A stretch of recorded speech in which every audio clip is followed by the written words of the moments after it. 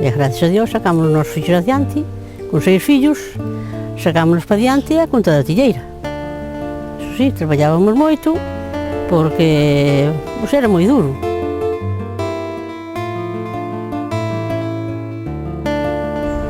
Pero normal era a tella, o que máis se facía era a tella normal, a talla normal.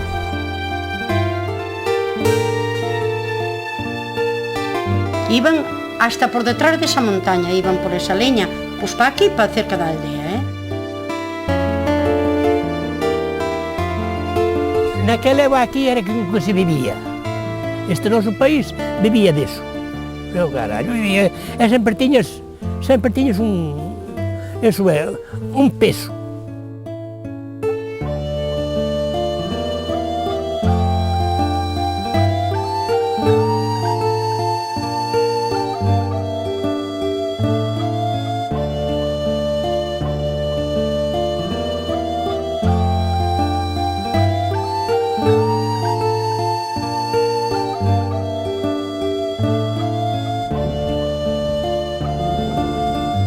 Aló no centro do mundo emerxe unha chaira que se deixa andar e ver, como na Gándara.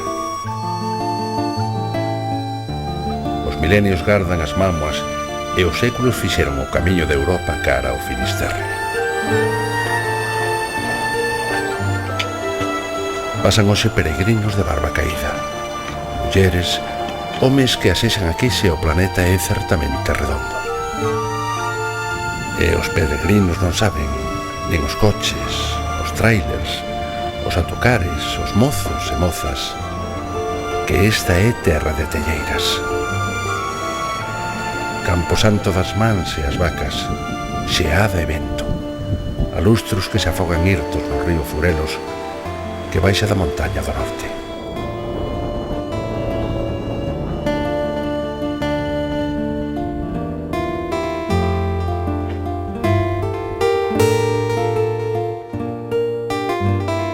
A tradición da tella é desde os tempos de Mesopotamia, é o de sempre. O primeiro oficio do home posiblemente foi traballar no barro. Fundamentalmente porque o monte da Madanela, que é un monte, digamos, unha gándara extensa, colle as 3 parroquias de San Xoán de Furelos, Santa María do Leboreiro e San Pedro do Meire, polas características minerolóxicas da terra, é dicir que é un terreno arcilloso, e onde hai varias, digamos, vetas de caolín.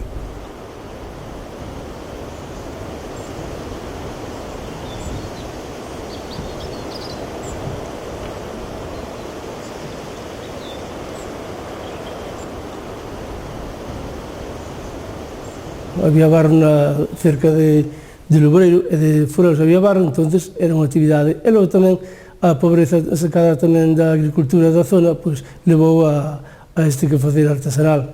Se encontrabas o barro bon, seguías naquel pozo, pero o mellor facían falta 2 personas, un para estalo cavando e outra ou 2 para sacalo, e tiñas que andar a caldeiros.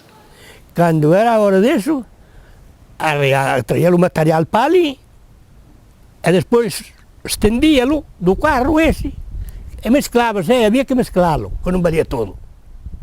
Todo o material non valía para funcionar. Mezclávalo, e despois collías con un apeiro, chamábamos unhas hachas ou unhas ligoñas, tras. Para cortar as pelas grandes, a forma dun pan, máis grande, non unha pela máis grande, pero vamos a decir, como un pan. E cortaron as pelas grandes coa fogo ali, e terelas para aquí na cabeza. Aí un botaba allá auga así, e chamaba revolvelo. Puñelo un máis como se fai para o pan logo. As pernas con auga, e despois amasabas ao outro día cas vacas. E facíase así un montón dele, a esta altura así, tal. E despois ese material, puñelo así, e ibas ao monte onde había uns trollos. Así que tal, e cavabas uns torros así grandes, con uns ligós ben afiados, tras de redor, e traías así uns 50 ou 100 torros deses grandes así. E cubríalo todo así, e conservaba así, toda a semana así, Hai que darse conta de que foi unha actividade complementaria a de labrego.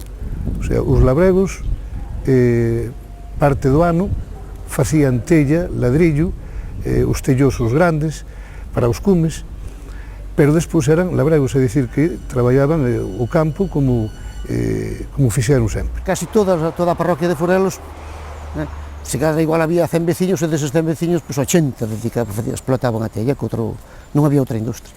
E esa tradición que había aquilo, dixe, porque outra cousa aquí era, o noso país este era moi pobre. Indicanos a facer na tella, e salían como os que tiñan lugares grandes. Igual, collías, viña no tempo, xente, mozos e mozas todas salían ao monte, me cago en dioro, todo. Bueno, como os canciños todos traballando como aliós. Meu marido quería marchar para fora, eu non quería, e entonces, pois, puxémonos á tella tamén.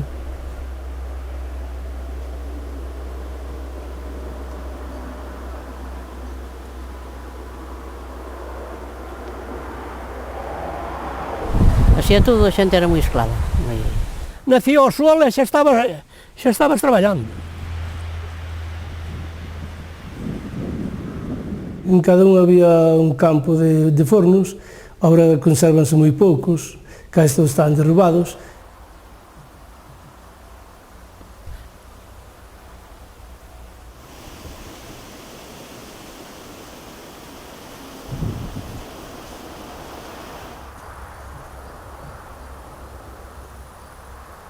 Había tres, ese, o do Peteiro, o do Roxo e ese, que ese era o principal, que despois este fixémoslo máis tarde. Pero como levaba tantos mollos, que levaba 150, 160 mollos, por eso, como queríamos fazer máis rápido os cartos, fixemos este pequeno. No Leboreiro pode haber, nun campo están localizados 4, logo hai outro que din que existe pero non se ve porque hai tantas silvas que nin se ve, pode haber 5 ou 6. Logo había outro campo de fornos á beira do río Seco, pero tamén desapareceu. Porque hoxe, se un forno está parado, estorba nun prado, entonces é moi fácil derruílo, con unha paredora, pois é moi fácil.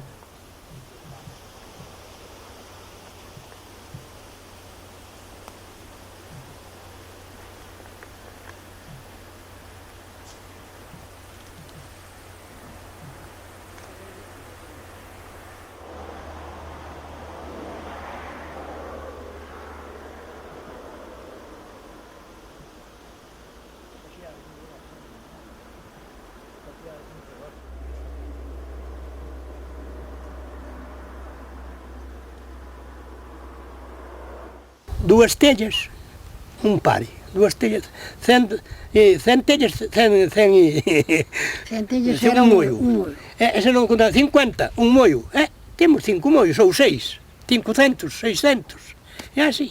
Eu no día puña 20 mollos.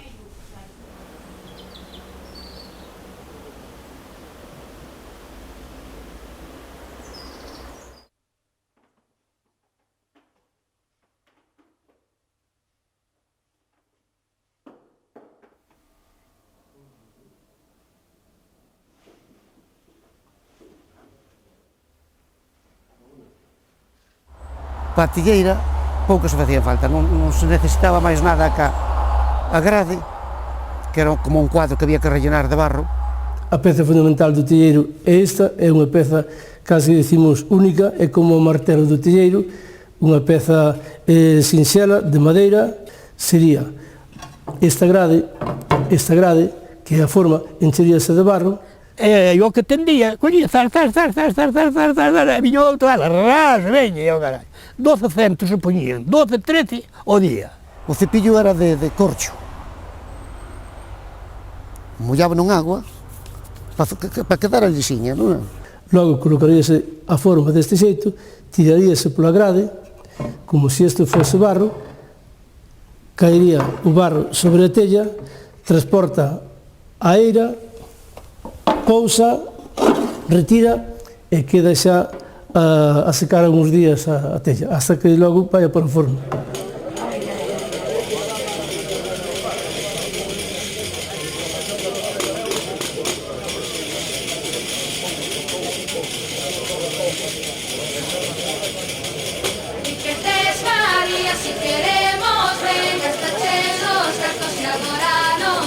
Agora non tes, agora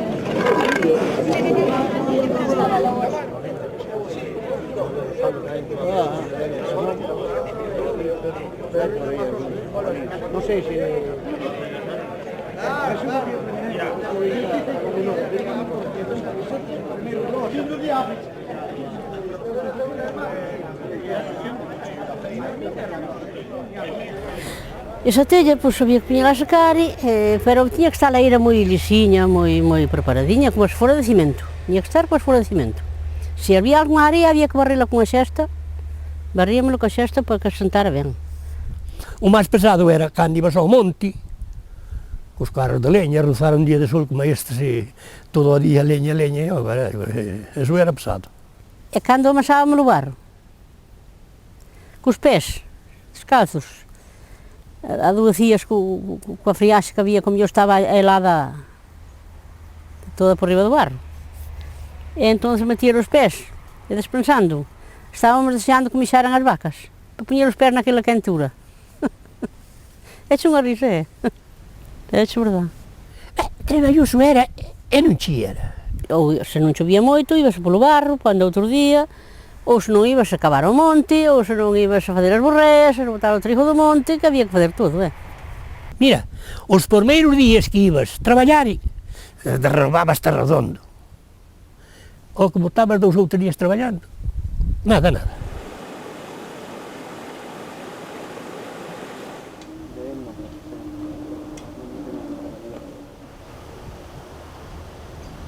Iban a secadra un home, secadra non facía falta que viñan comprar a tilleira, pero bueno, se tiñes moita necesidade, eras unha partida que non tal, pois iba o marido de ollo por donde iba con unha tella sola á feira, como o meu, moitos, non eran un solo. Un representante das familias que fabricaban as tellas viñan os domingos e os xoves, que antes había mercados todos os xoves, os domingos e os días de feira, sobre todo o día 15, que era a segunda feira do mes, a pequena, e o último domingo do mes, que é a feira grande, e viñan ca tella debaixo do brazo, ca tella do tellón, e andaban tratando tantos mollos, canto costan ou canto costaban, e despois cos carros tamén iban servir a tella aos sitios respectivos. Ibas a vender a Montorroso, a Julada, a todas estas que todo cai por aquí. A Lalín íbamos moito, a Lalín nós íamos a Julada, a Lalín, o Alto da Fraga, todo por aí non íbamos todo. Bueno, a feira había homes que iban, meu pai, por exemplo, era un que iba.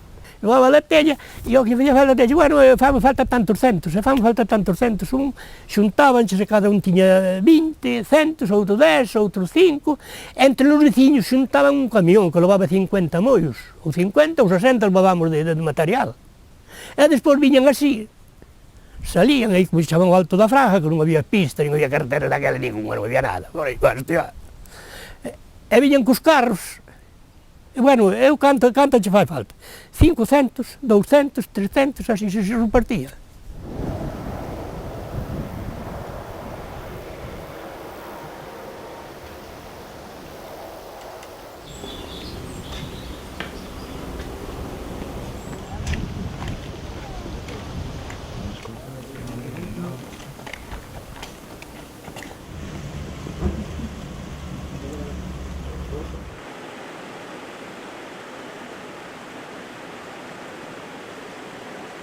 Pero normalmente, polo Pilar era a última que se cocía, que se facía, e que se...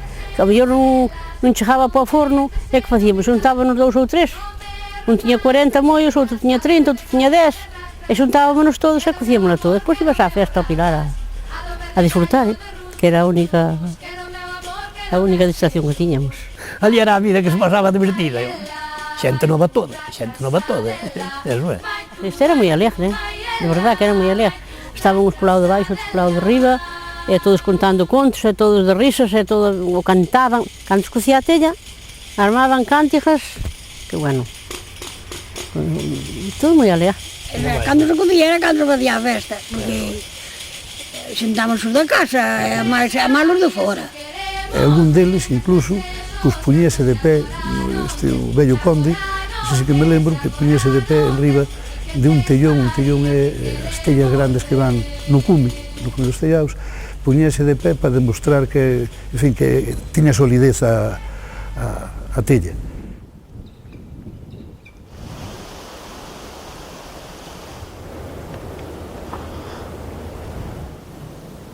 Por que foi a menos? Lóxicamente porque a industrialización, digamos, da fabricación da tella, pois, fixo, digamos, unha verdadeira revolución, eso por un lado, e por outro lado, a emigración. Era máis barato fabricar unha tella con esa mecanización, ca cinta, digamos, ca amasadora mecánica, que facer unha tella ou un ladrillo pois, a nivel manual, non? Que esmoreceu ardor do ano 60 coa industrialización e a pouca rentabilidade, a emigración, foronse pechando os fornos e así quedou como unha memoria histórica. Despois, cada un foi marchando, uns para un lado, outros para outro. Todos foron, os fillos marcharon para fora, meu irmão marchou, minha irmã marchou, eu quedei aquí, pero tamén xa, o meu marido despois marchou para a Francia tamén, foi-se desfacendo a cousa. A de riba, como se distía chamamos a fábrica, ali nada, ali, despois dos que había, nós retiramos todos, daquela acabouse todo.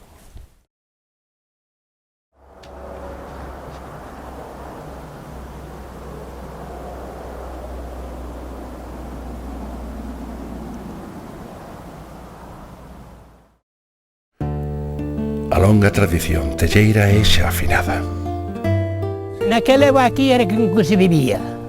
Este noso país vivía deso. Non había outros medios. Non había para onde sacarse unha peseta para nunca foras facer a tella. Porque éramos 100 veciños e 60 polo menos traballábamos na tella. Hoxe é lembranza e memoria. Eu era unha cousa que era moi fría, moi fría, moi fría.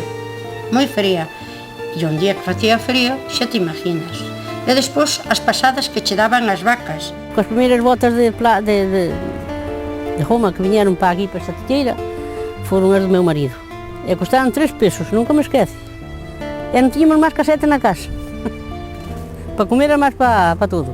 Que algunha vez, eu acórdome que en paz descanso un irmão que chamaba moitas veces as vacas, salía cos pés sangrando. Cos obradoiros de tella no silencio e no abandono. Aí onde está agora o cementerio, pois eran todas casetas pequenas, que nas que se deixou eso, xogábamos aí ao fútbol, porque era llaniño o sitio. E había ali dentro das casetas, pero xa está todo eso derrumbado. Precisamente entre o Concello e o Museo adquirimos un forno que está intacto para musealizalo, facer ali un pequeno museo ao aire libre e poder fazer toda como unha homenaxe a esta actividade artesán que houve na comarca. Mas hai que lembrar que esta é terra de telleiras. Bueno, pois eu xa daquela era moi pequeno, pero acórdome que estes que me levan a mí, por exemplo, 10 ou 15 anos, poñoso contando, bueno, era unha verdadeira esclavitud, porque moi esclavo, un traballo moi... Tinha que ser na forza do verano, cando máis quentaba o sol era cando eles estaban facendo na tella, porque de inverno non eran moi buenas. De pouco lles valía que... Eso ainda non dormían, porque estaban de noite na cama, e se presentaba unha tormenta, a correr pa a tilleira a recoller a tella, a metela dentro das casetas, e chamaban unhas casetas onde as guardaban. Porque unha vez feita a tella, recién feita, había que deixala uns días ao sol. hasta que se poñía un poquinho dura, antes de ir ao forno. E cantas veces estaban na cama e se viñan correndo porque se armaba unha tormenta para recollela, porque se lles chovía aplastáballela toda outra vez, desfacíallela.